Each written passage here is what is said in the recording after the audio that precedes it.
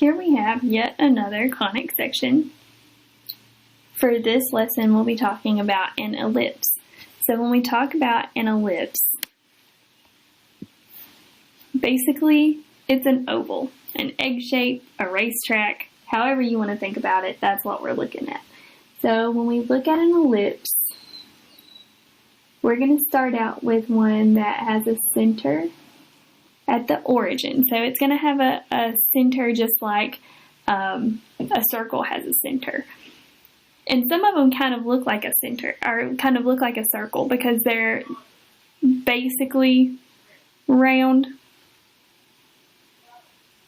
but they're just a little bit less than perfect than a circle. So let's look at this ellipse.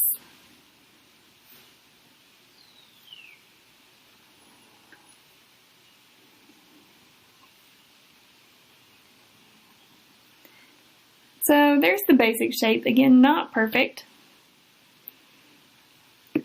For an ellipse, we're going to have two different axes. So this is going to be our major axis, whichever one is the longer one. And then the shorter axis, that's the minor axis.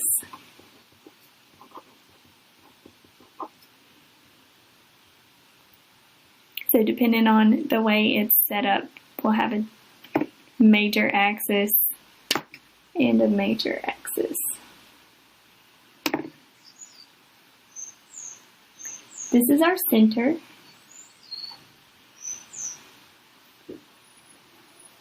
And all of these are called vertices.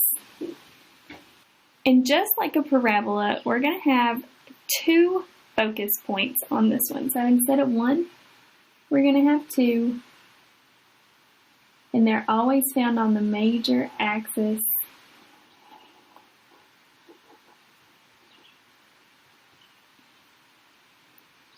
Those are my focal points.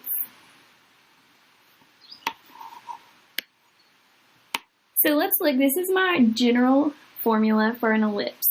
We've got x minus h squared and y minus k squared, just like a circle. But unlike a circle, the coefficients are going to have the same signs but different numbers. So if we were to move this a squared and b squared out front as a fraction, the coefficient here would be 1 over a squared, and the coefficient here would be 1 over b squared. So the coefficients don't match. For a circle, they have to match. They have to be exactly the same sign and the same numbers. But for an ellipse, the numbers change, but the signs stay the same. So let's look at an example. And these equations are always equal to 1. So no matter what we have going on, we should always have an equals 1 on this side. Now we can decide which one's the major axis and which one's the minor axis by which one has the larger denominator.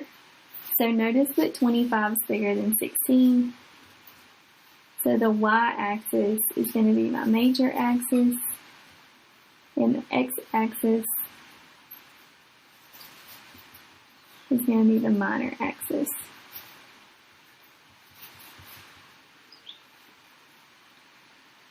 So if the y-axis is the major, then it's going to be an oval that looks like this. It's going to be taller instead of longer. Now we can find the distance from the center to our vertices by taking the square root. So if we find the a value here, it's 4. If we find the a value here, or the b value here, it's 5. And those are going to be the distances that we count from the center. Now, just like a circle, the center is going to be at h comma k, so 3 comma 1 for this one.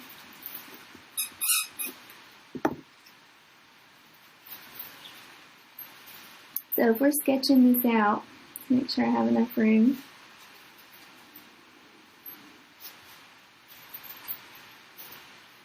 Here's the center at 3 comma 1. Now, to find the vertices on the major axis, then we count in that direction. So in the y direction, 5 up and 5 down. So if we go up 5 and down 5,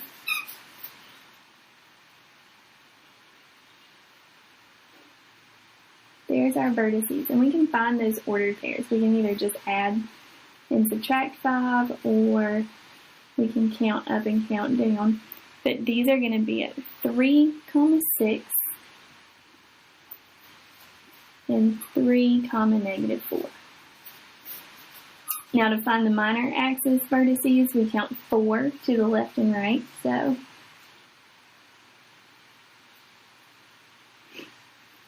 this will be at -1, 1.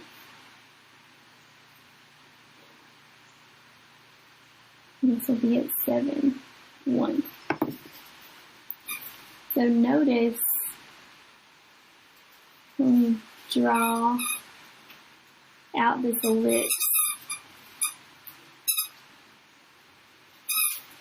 it's pretty close to being a circle because the distance in our minor axis is 8, the distance in our major axis is 10, so it's pretty close together. So if we don't have it drawn really well, we could almost mistake it for a circle, but it's not. When we talk about an ellipse, there's a special way that we need to find the focus, or the foci, or the foci, depending on how you pronounce it.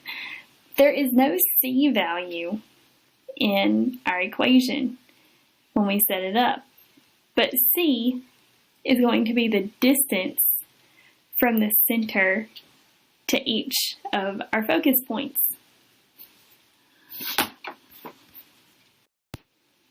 So to find the c value, basically we're going to use a distance formula. So this is the a squared and the b squared from our problems. Depending on what book or what program you're looking at, sometimes they always put the a value first. Sometimes they always put the a value as the largest number. In this case, when we plug in to find the focus, the distance to the focus, it's always going to be the largest number first. So this is going to be our a squared. So in this case, 25 minus 16.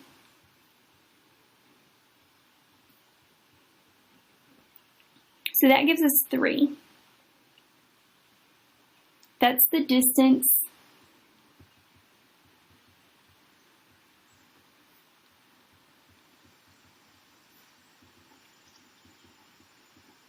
from the center to the focus. So remember, the focus always falls on the major axis, so that's going to be the vertical. So we're going to count up 3,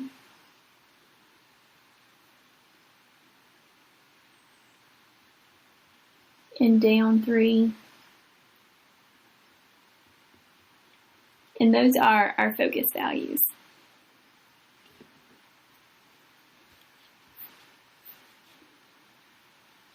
Let's do another example. As you can see, this one is set up similar to the other one. The only difference is that the major axis this time is going to be on the x-axis, so it's going to be stretched out in this direction. So if you want to, go ahead and pause this and try this one on your own. Draw out your ellipse with the vertices, major and minor, the center, and the focus points, and see if you end up with the same picture that I did. If you still need a little bit of direction, then we will work through this one together. So this is our major axis, and the a value is going to be 10. This is our minor axis, and our b value is going to be 8. So remember, it's just the square root of what's there.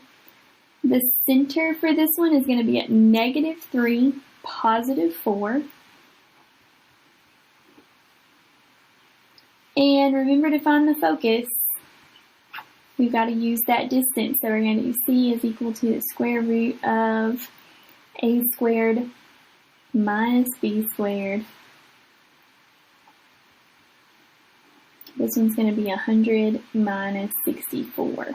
So for this one, that gives us the square root of 36, which is just 6. Now, as you can imagine, sometimes that square root part doesn't work out perfectly, and that's okay. Sometimes we'll have decimals on that part, but for these it works out all nice and neat.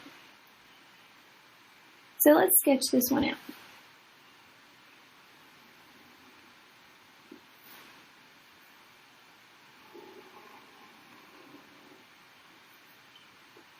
So the center is at -3, +4,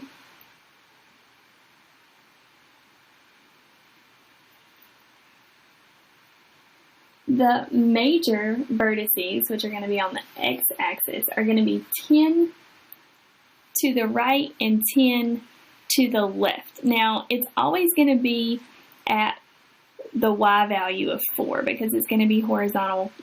It's not going to be twisted or anything like that. So it's always going to be something comma 4. So if we want to, we can just take this -3 that's here, and we could add 10 if we didn't want to count that far. -3 plus 10 is 7, so I'm going to 7 on this side.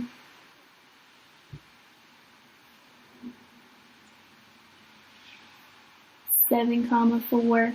And then if we want to do -3 minus 10, it gives us -13, so I know I'm going to -13 on this side.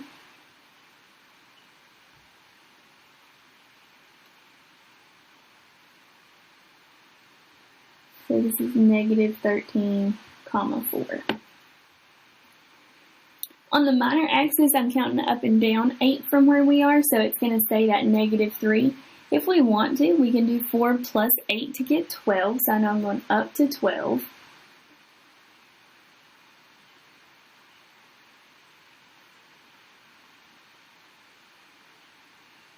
So this is -3, 12. And then we could do 4 minus 8 to get -4, so I know I'm going down to -4. So this is -3, -4. So that's all it takes to get the basic shape.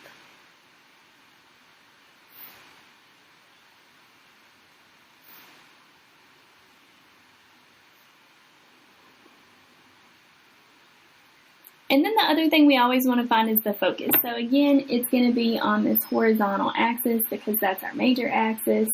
And we can add and subtract 6 from that -3.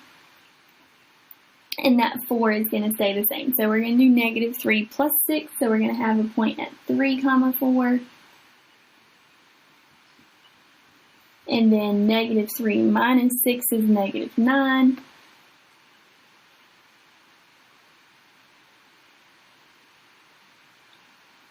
So that's going to be -9, 4. And those are our focus points.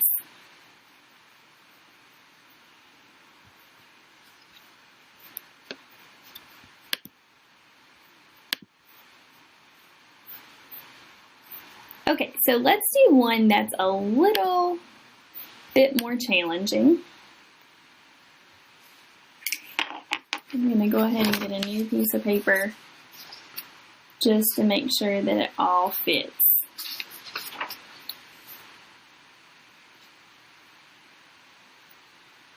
So what if we're not that lucky? And what if we're given an equation that looks something like this? 4x squared plus 9y squared minus 8x minus 54y plus 49 is equal to 0. Now that looks nothing like the equations that we've been looking at so far.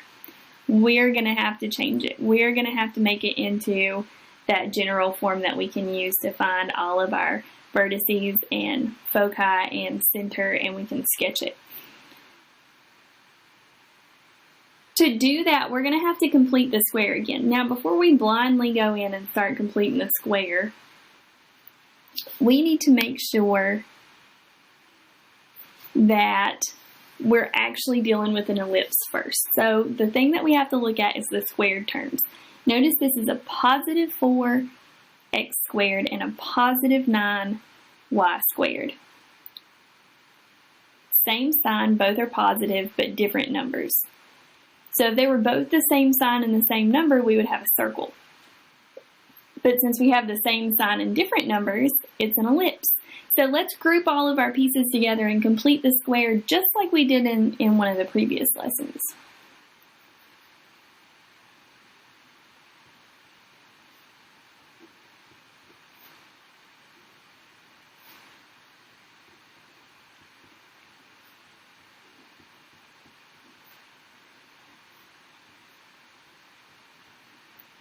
Okay, so I went ahead and put the x squared and the x term together, the y squared and the y term together, and moved that 49 over to the other side. Now, this one's a little bit tricky. In addition to completing the square, we've never completed the square that has a number out front before. So we're going to have to factor this out so that this x squared has a coefficient of 1. So we're going to factor a 4 out from the x squared terms. So this is going to be 4 times x squared minus, we factored out a 4, remember, so that's going to leave 2 here if we divide that. 8 divided by 4 is 2x. We still have to complete the square.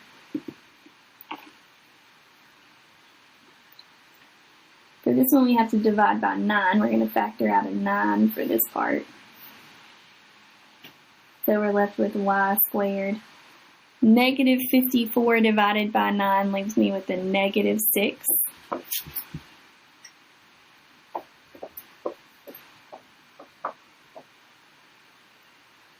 We're just going to leave that negative 49 alone on that other side. We'll take care of that later.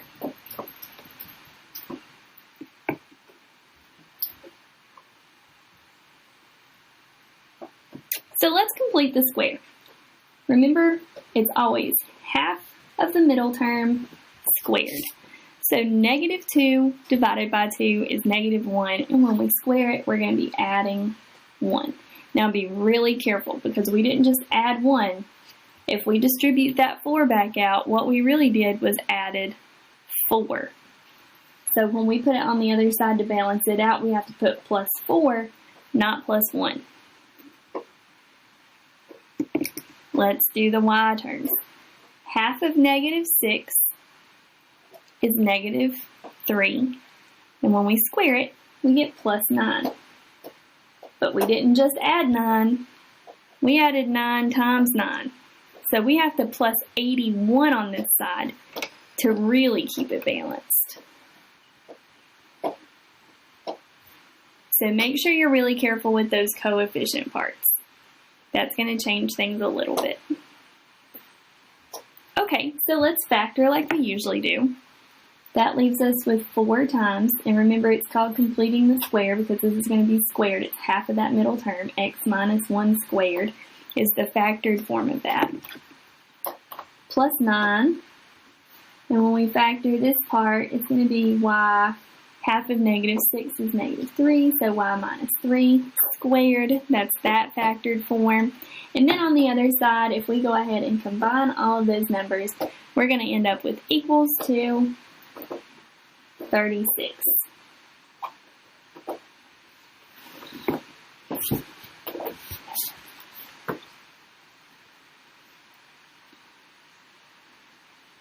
Now, we're getting closer.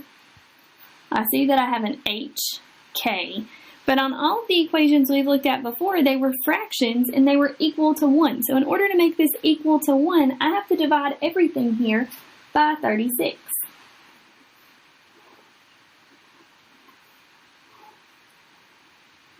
Now, the only thing we need to do here is simplify this fraction. So 4 over 36, if we simplify that, it ends up being 1/9. So we're going to leave that x minus 1 squared on top. And it's going to be over 9. Plus, we're going to have y minus 3 squared over here. And if we simplify 9 over 36, we're going to end up with 1/4. So it's that whole thing over 4.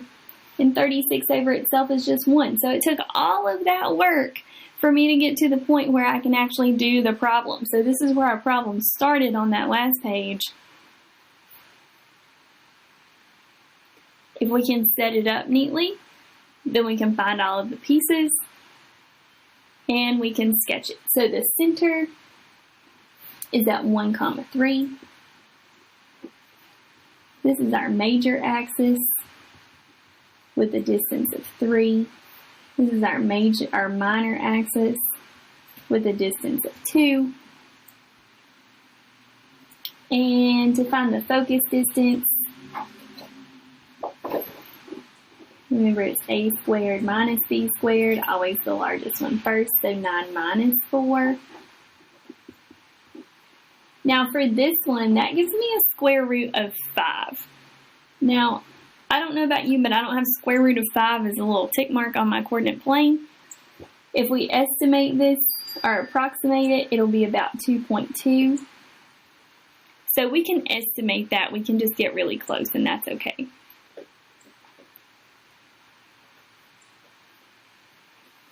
So let's sketch this one out and we'll be done.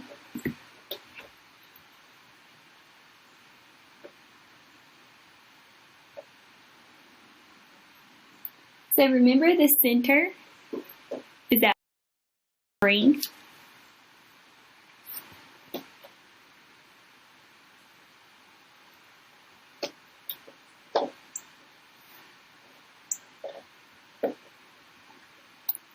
Our major axis is the x axis, so it's going to be this way. It's going to be stretched out long ways, and we're going to go 3 in either direction. So 1, 2, 3 gives me a point right here at 4, 3. And then 1, 2, 3 in this direction gives me a point at -2, 3. So that's our major axis. Now we have to go in the minor direction. So we're going to go 2 up, 1, 2. Gives us a point at 3, 3. And then 2 down gives me a point at 1, 1. So those are all of the points that I need to really sketch this out. And there's my oval. Now remember, the focus points are on the major axis always. So if we go 2.2 in this direction and 2.2 in this direction, we can add and subtract from that x value to find out those exact points, but an estimation on this one's okay.